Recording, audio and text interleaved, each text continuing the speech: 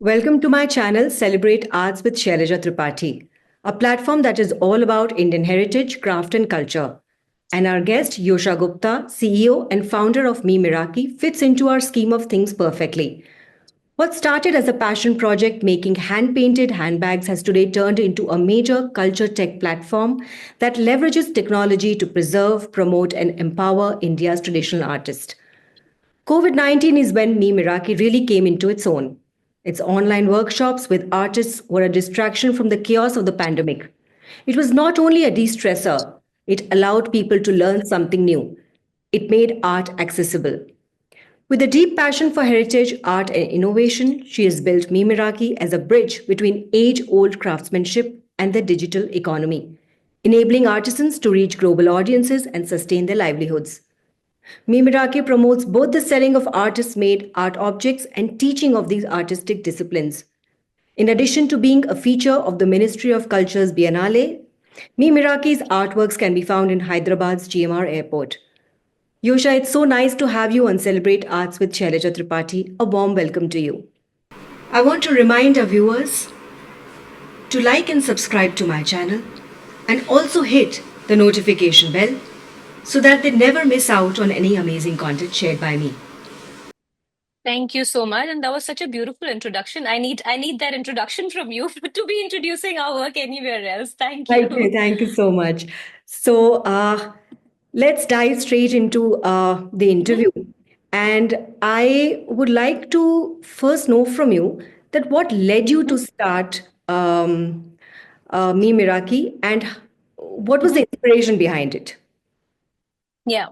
I don't come from the world of craft, to be honest. My background has been in tech. I've worked in fintech, for over 15 years, and I lived in Hong Kong for 13 years. I've worked, across Asia Pacific.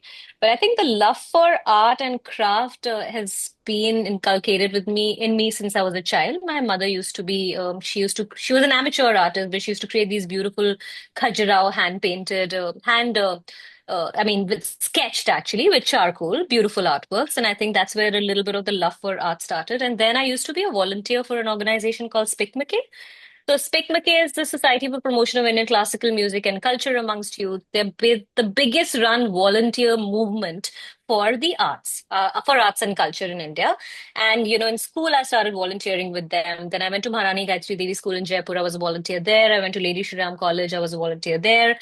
In my business school, I moved to Hong Kong. I was still a volunteer. I started that chapter in Hong Kong. So I think that's where, I had very close interactions with artists. And this is not just traditional craftspeople, it was also musicians, classical singers, dancers, theater performers. I got exposure to, even performances like Otan Thullal, Kudiyattam, which I'd never heard of or seen before. And that's where the true love for, it started as well. And I think how Mimiraki started was honestly, it was serendipitous. It just kind of started as, I started getting my handbags hand painted, my jewelry hand painted, my own clothes hand painted, and people in Hong Kong started asking me about it. And it literally started like that, right? So I think I just say that I think I almost manifested it, that it was at some point of time I thought I want to be a designer, I want to go into the arts, but my career took me into the world of tech and fintech because I wanted to make money. So instead of trying to pursue the arts, I thought let me follow a standard career path, but life did come full circle and I ended up, starting Me Miraki literally as a passion project, and it's taken a life of its own, like you said. But yes, I think the love for it is been there since since I was a child. What is the core mission of your organization, Hmm. Mimirak? And what is the this gap that you are trying to bridge between common people and the Hmm. audience, Yeah. and the artist community? And how have you done it all these years? Can you please shed some Yeah. light on that? Yes. So the core mission, I think, let me probably, explain the problem first, right? The problem is that traditional master artists of India, all the traditional artisans and traditional artists of India have no voice or presence in the online world at all. right? Like, you and I, we have a presence online. We know how to use, digital tools. We know how to kind of, like use technology to our benefit. But traditional artisans have not been able to do that, which basically means they have no access to the new digital consumer of today.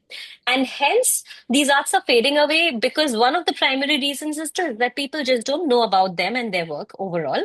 And that's the problem that we wanted to first start addressing, right? The fact that, sure, I started like first it started as a passion project, but during the pandemic is when we really kind of narrowed down on what is it that we want to be doing, which is we started these online art workshops and artists, the master artists started to teach their art through our platform, basically to a global audience. We had people from different parts of the world attending, right? So that's where technology, we could see the real power of technology and harnessing technology to be able to reach a global audience.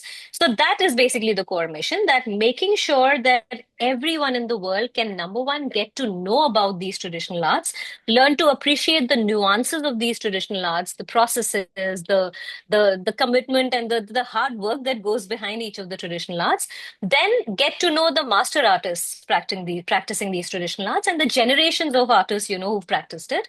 And then basically provide them an easy way to either learn and be able to do some of it on their own or be able to buy if they want it for their homes, basically, right? So it's a platform, we call it a full stack tech platform for a master artist to either be able to teach their art or sell their art.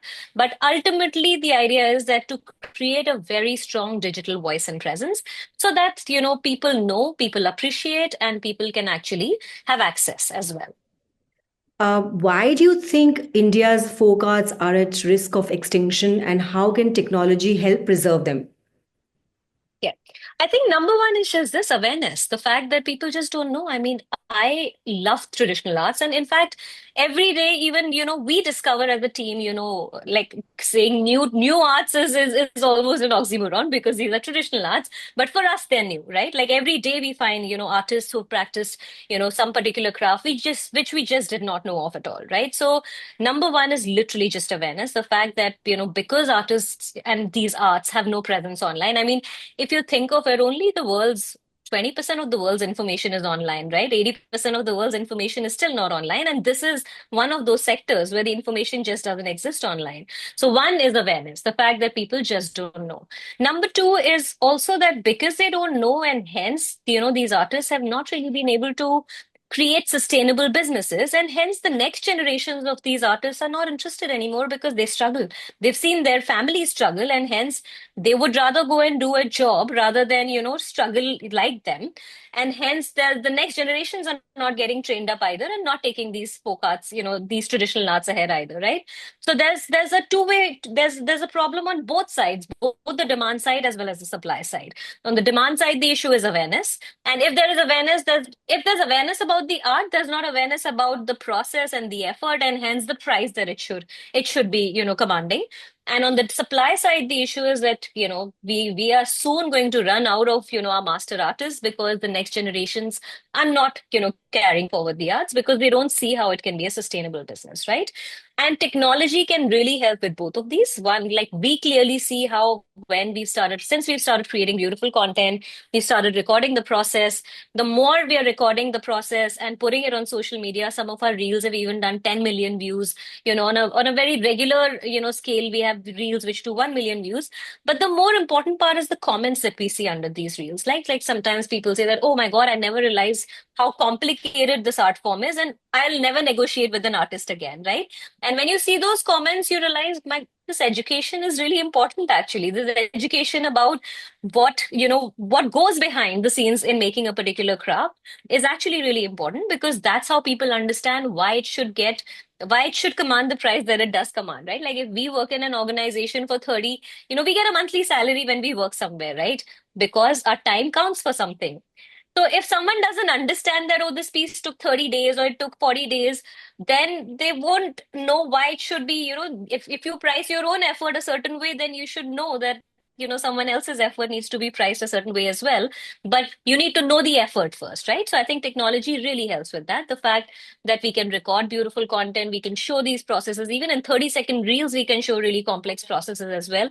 That is number one, the fact that it can help to, help make people aware about what goes behind the scenes of the effort, the generations of knowledge that goes behind it as well.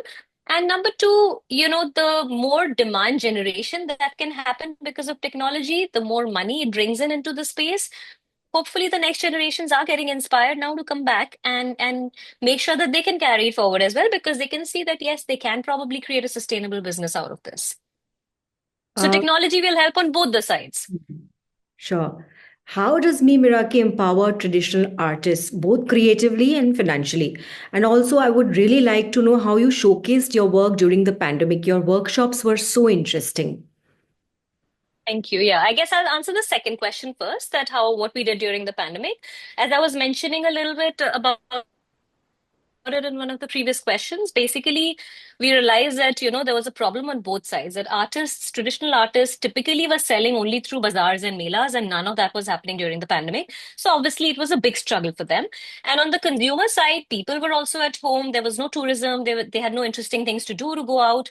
So being able to do creative things online was definitely something that took off during the pandemic. So we put, both of these helped give us, a set of situations where artists were also willing to teach their art, because otherwise even technology adoption by artists is a little challenging. But here, because it was such a challenging time, they were willing to try new things, right?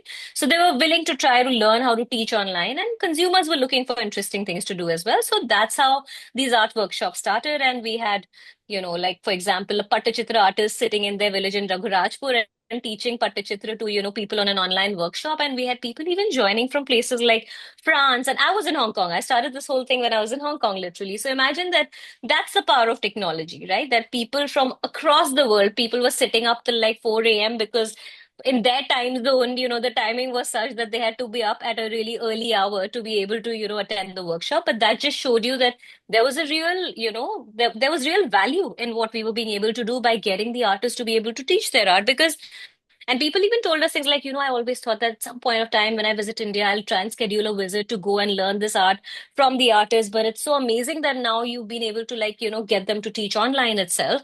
And that clearly showed that there was real value to what we were being able to do, right? So that's what we, did during the pandemic. And that's when we first realized how powerful technology can be in being able to, like, bridge this gap between awareness and access to traditional arts and master artists, right? Now, in terms of what we do, I think of us, we have two sides of our business. One is, of course, the B2C side, which is the direct to consumer side, which is our website, where, like I said, a traditional artist, we've given them a full stack platform where they can teach their art and they can sell their art. But we manage all of it for them, right? Like they don't have to come to the website and upload things on their own, because this is where always there'll be a struggle as well, right? I mean, they're not very familiar with technology. So we manage that process for them. We tell them that we go and do the photography, we write the content, we do the pricing, we do the research, we put the artwork in different settings, because that is very important as well. That the minute a consumer can see how traditional art, while the word is traditional, but it looks very modern when put in a modern setting, right? Like they have to be able to, we have to give people the way to visualize it beautifully as well. So that's our job, that we manage the whole process for the artists, including their workshop as well.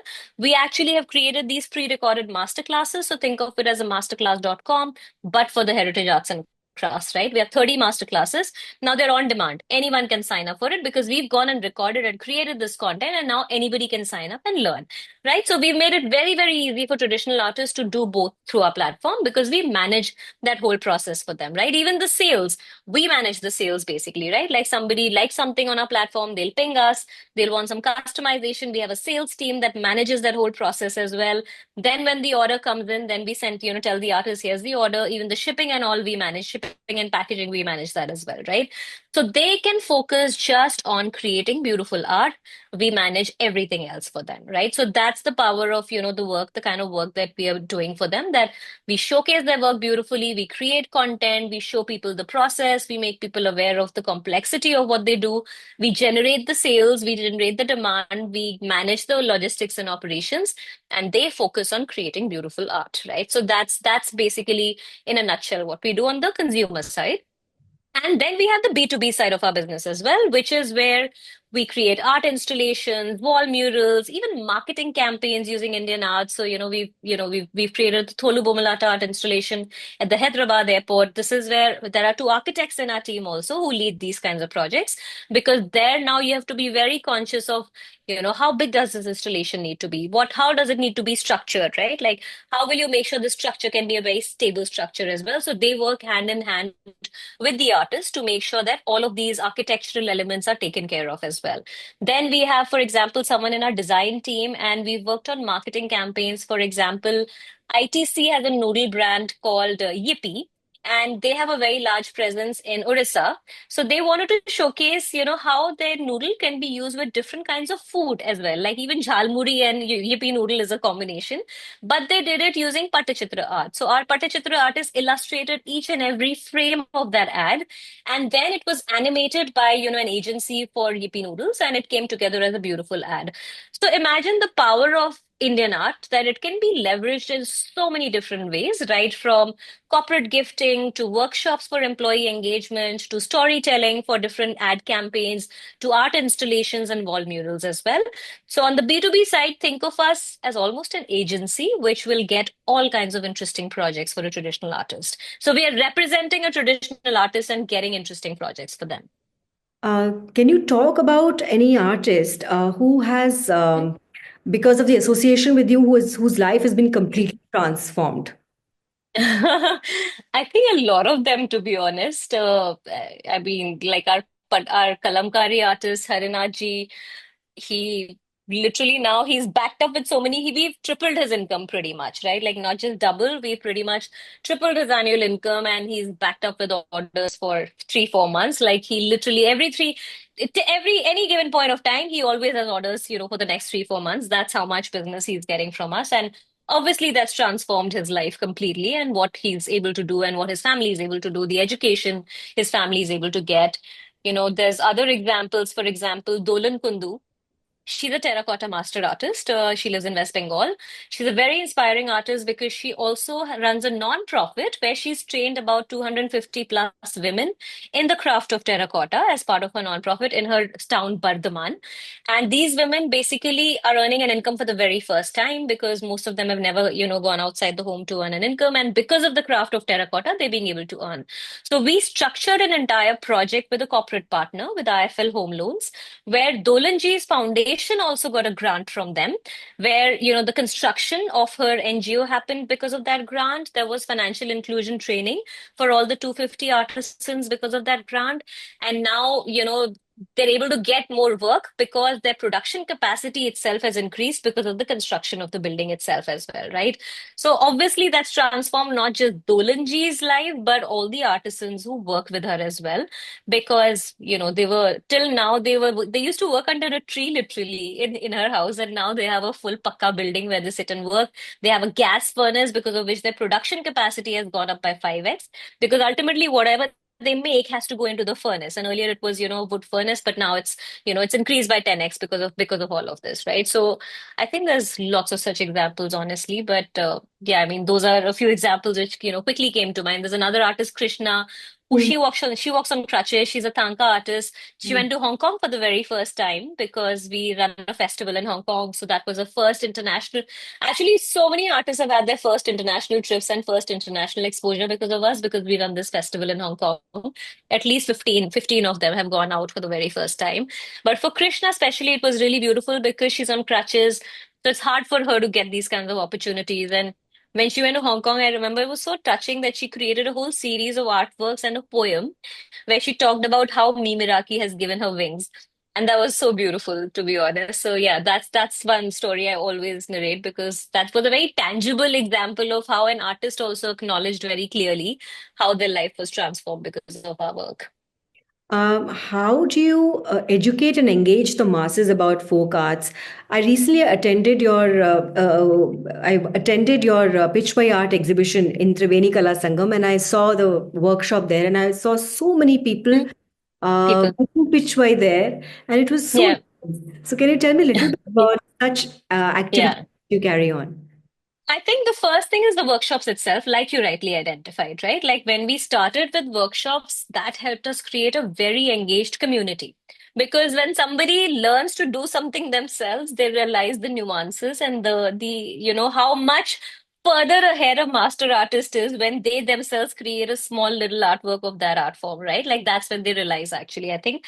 So the first thing was the workshops itself, actually, that really helped us to create a very, very engaged and strong community, a community that evangelized our work a lot, right? Like they went, because when they post about what they've learned, their community, their contacts get to know about it as well. So we completely grew because of word of mouth in the beginning, because it was such an active, engaged community right in the beginning. Now, with our social media content, like I mentioned, the fact that we show the process, like most of our social media content is very focused on showcasing the mastery of the artist and showcasing the process behind the most of the traditional arts. And that, like I said, like when we see the comments itself, it shows clearly that people had no understanding of what is the process, what's the effort behind the process. But the more we are being able to showcase that, the more it's educating people as well, right? So I think a lot of it is around storytelling and content creation and experiencing it themselves as well. So that's the two main pillars of educating people, like getting them to experience it by doing it themselves, or getting them to experience it by watching content. Okay. What are the biggest challenges you faced in reviving India's dying folk arts? I would say, I mean, there's a certain scale of growth. Like I come from the world of tech, so I always want to think of, oh, how can we grow 10x, in the next year? How can we grow 20x? What's an inflection point we can hit? But the fact is in handmade, that's very hard, right? Like, ultimately, if what the product is being made by hand, getting a certain level of scale is a much slower process compared to anything else that you could do in tech or any other industry, in a manufacture industry as well, right? So that's number one. That just for me, coming from the world of tech, getting used to the idea of slowing down a little bit, that while I want scale, but that scale will take longer than what I anticipated. I think that's been a big challenge. Number two, the education of people has definitely been a challenge as well, like getting people to understand why they need to pay what we're asking them to pay for something is definitely a challenge, because the more we're educating, they're understanding it, but ultimately people always want things cheaper, right? So yeah, I think getting people to pay the right price for handicraft, appreciate handicraft, will always be a challenge. We'll always have to keep working on it. We'll always have to educate them enough, create enough content, show them the mastery of the artist to understand why they should be paying, but that's always a challenge as well. And I think number three is definitely being able to reach, find and reach these masters, because ultimately they're in the remotest corners of India. And while, we work with about 350 of master artists right now, but we've personally met only about 100 of them, which means with the rest of them, we've basically been working with them over WhatsApp.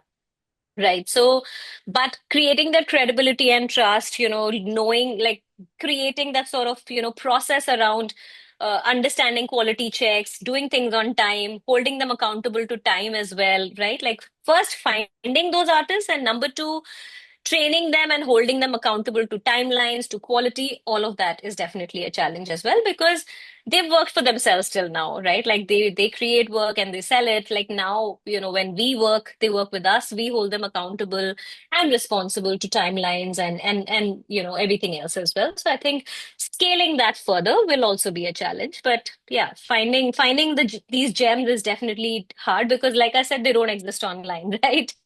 Which means we have to make an effort to research and find them, and kind of travel or ask other artists, like get connections. So yeah, go here and there basically to be able to find them, because not enough information exists about them online. Um, how can schools, institutions, and the public contribute to preserving and or safeguarding traditional art forms, traditional Indian art forms? I think schools have a huge role to play, because if I take my own example, the fact that I was inspired and I loved crafts and traditional arts, because as a child, I was a volunteer with Spick McKay, and hence I learned the value of, why is this relevant and why I should care about it, right? So I think schools have a very, very important role to play, that the more they can expose students to traditional arts, to the master artists, spending time with them, learning about our heritage and culture, having some pride in our heritage and culture, right? Like I think that's the role which only schools can play, because if it's not done at a younger age, it's much harder to be able to do that later, because that's the time when our values get formed, right? So for me, it became a core value that I appreciated it because it became a core value for me. And I think that's the core value we need to have, in the younger generation as well. So I think the most important role that can be played is actually schools. And I can see how schools have started to do that. And of course, the government has put in place things like the new education policy, where they've emphasized that culture and heritage must be emphasized in schools. Since that been done, I can see that more schools are more proactive about reaching out to us, hosting workshops, in their schools as well. So there is obviously it goes hand in hand. The government must make sure they don't treat this as a sunset sector. Number one, it's not, because it is the second biggest employment generator in the country, right? There's over 200 million people employed in the crafts. So after agriculture, it is literally the second biggest sector, right? So I think the government is trying to do a better job of it for sure. The fact that the PM definitely promotes handicrafts a lot. Wherever he goes, the gifts that he gives are, handcrafted gifts. It gets talked about. When it gets talked about, more people research it, and maybe they'll be more amenable to, buying handicrafts as well, right? So I think at a personal level, they are trying to do a decent job of it. At a policy level, they need to do more. There needs to be better ways for artists to have access, to funding, to be able to learn, get trained, do more, right? Get the second generation of the artists, get the next generation of the artists, involved as well, to be able to kind of take the craft and art forward. That's something that definitely needs to be worked on. But I think schools have the most important role to play for sure. Yosha, if you can briefly tell us, like, where do you see Me Miraki in the next 5 years? Oh, that almost sounds like an investor asking me that. Where do I see it? I mean, I see us being a platform where you think of anything heritage and culture, we'll be the platform that you come to, find out about heritage and culture, whether it is to learn, to buy. Right now, we're at about 350 artists, and we've covered only 150 arts and crafts of India through our work. India has over 3,000 arts and crafts. I hope in the next 5 years we can cover all of those 3,000 arts and crafts in some shape or form, whether to learn or to sell or to buy or to have, artists who can get projects through us for each of these arts and crafts, right? So that's the dream for sure, that we cover everything heritage and culture in India. And at some point, we can also be a global platform for heritage and culture, right? Because if you think of it, crafts everywhere in the world struggle with the same issues. Digital awareness, online awareness, next generation not being interested because it's not financially sustainable. That's usually a problem in most places. So hopefully at some point we can even be a global platform and replicate this playbook that we create in India. But for the next 5 years, definitely, I think there's so much to do in India that we can't go global. But after that, I do hope we can be a global platform as well and really help, really make sure that arts and crafts can thrive. Your platform is doing some path-breaking work in terms of making art democratic, and entrepreneurs like you have a long way to go. So thank you so much for joining me, and I wish you all the best, Yosha. Thank you so much. Thank you.